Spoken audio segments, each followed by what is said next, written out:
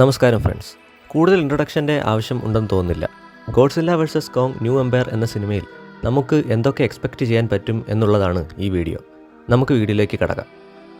Scar king എന്ന ചുവന്ന നിറമുള്ള ജയൻ്റ് ഏപ്പാണ് ചിത്രത്തിൽ കോങ്ങിന് വില്ലനായി എത്തുന്നതെന്ന് നിങ്ങൾ അറിഞ്ഞിരിക്കുമല്ലോ.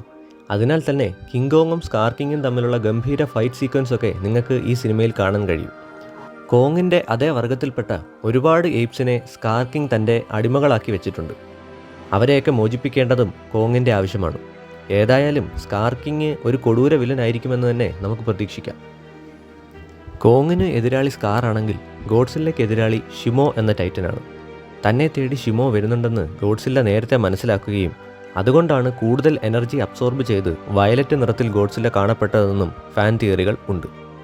ഏതായാലും ഷിമോയുടെ ഫ്രോസ്റ്റ് ബൈറ്റിന് മുന്നിൽ പിടിച്ചു നിൽക്കാൻ ഗോഡ്സില്ലയും കോങ്ങും ഇച്ചിരി പാടുപെടും എന്നുള്ളത് സത്യമാണ്. ഇനി എടുത്തു പറയേണ്ട കാര്യം ഗോഡ്സില്ലയ്ക്ക് ഇപ്പോഴും കോങ്ങിനെ അത്ര ഇഷ്ടമല്ല എന്നുള്ളതാണ്. അതിനുള്ള തെളിവാണ് ഈ സീൻ. എങ്കിലും അവസാനം ഇരുവരും ഒരുമിച്ച് വർക്ക് ചെയ്യേണ്ടി വരുന്നു.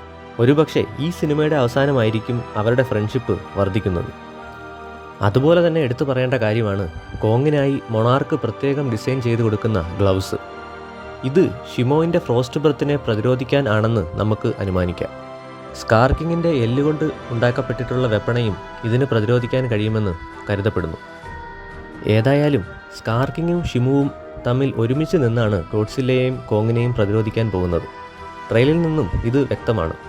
ഷിമോ യഥാർത്ഥത്തിൽ നല്ലവനാണെന്നും സ്കാർ കിങ് ഒരു ക്രിസ്റ്റലിൻ്റെ സഹായത്തോടെ ഷിമോവിനെ കൺട്രോൾ ചെയ്ത് വെച്ചിരിക്കുകയാണെന്നും തിയറികളുണ്ട്. ഈ വിവരം ഒരുപക്ഷെ കോങ്ങിനെ അറിയിക്കാനായിരുന്നു നമ്മൾ ട്രെയിലറിൽ കണ്ട കുട്ടിക്കുരങ്ങനായ സൂക്കോ കോങ്ങിൻ്റെ അടുത്ത് എത്തുന്നത്. ഏതായാലും ഈ ഫാൻ തിയറികളൊക്കെ സത്യമാണോ അല്ലയോ എന്ന് അറിയണമെങ്കിൽ സിനിമ ഇറങ്ങുന്നതുവരെ കാത്തിരിക്കണം. ഇനി നിങ്ങൾക്ക് മനസ്സിൽ തോന്നുന്ന എന്തെങ്കിലും തിയറി ഉണ്ടെങ്കിൽ കമൻറ്റ് ബോക്സിൽ നിക്ഷേപിക്കാവുന്നതാണ്. വീഡിയോ ഇഷ്ടമായെങ്കിൽ ചാനൽ സബ്സ്ക്രൈബ് ചെയ്യണേ. മറ്റൊരു വീഡിയോയുമായി കാണുന്നവരെ വണക്കം.